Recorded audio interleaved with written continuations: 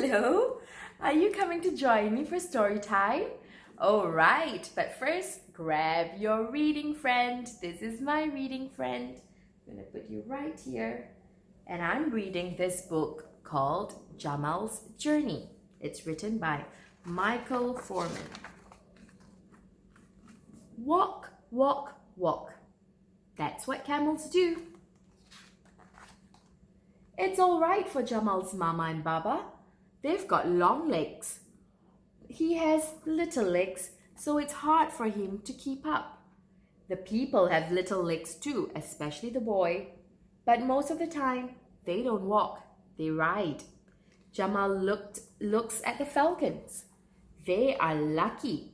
The birds get carried everywhere, except when they soar through the sky, hunting for small creatures of the desert. Can you see the falcon right there? But Jamal is a little camel, and camels have to walk, walk, walk. Suddenly, there's a roaring noise. Jamal doesn't know what's happening. There is sand everywhere, whooshing and whirling in the wind. Sand in his eyes, sand in his nose, sand in his ears. Mama, Baba, cried Jamal. Now there's sand in his mouth. He turns his back to the howling wind, making himself as small as possible. The wind roars louder and louder, thundering around him. Then it stopped as suddenly as it started.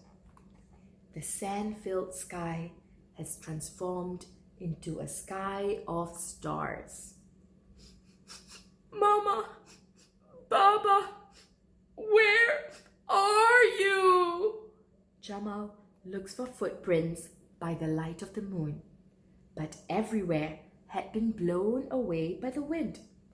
Which way to go? With no clues, Jamal just follows the moonlight.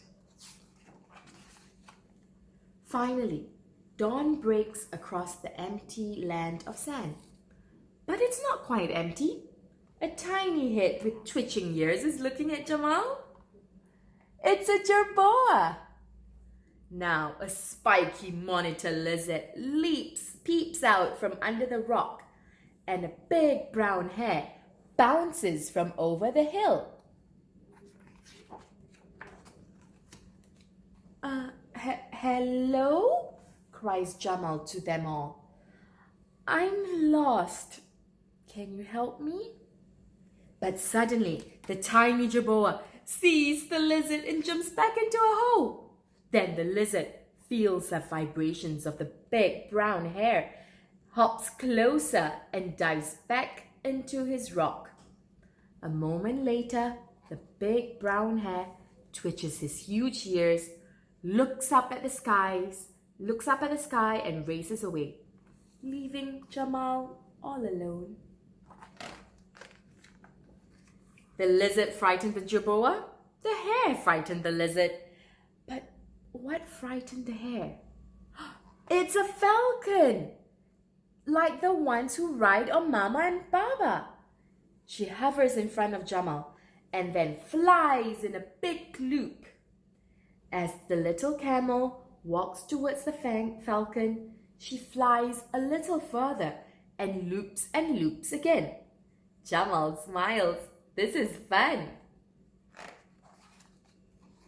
Jamal follows the camel as it circles through the sky towards the distant dunes. It's hot working climbing hills. Jamal follows the falcon as it circles through the sky towards distant dunes. It's hot work climbing the hills with his little legs. Oh, cried Jamal.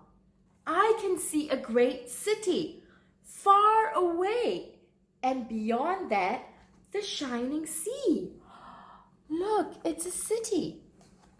The falcon zooms off towards a cloud of dust that is moving slowly across the sandy plain, and Jamal gallops after her. Where are we going? In a short time, she's whirling and looping in the air with other falcons.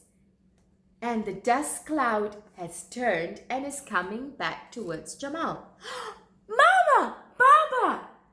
Mama! Baba! Cries Jamal. But ahead them all is the boy. He's racing to hug his friend. Together, they all set off toward the faraway city. Jamal stays close to Mama and Baba, and the boy walks beside him. He doesn't want his camel friend to get lost ever again. I'm sure he's happy he found his Mama and Baba. Jamal had never been to a city before. It is so busy, so noisy. The market, the boats, the sea, so exciting. Wow. So many colors. Now Jamal knows the world is more than just sand. When his legs are long and strong, he wants to see it all.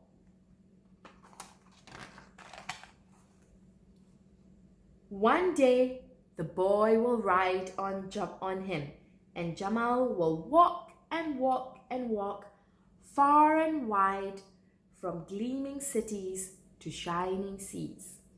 And he will always take his friendly falcon along with him, just in case he gets lost. The end.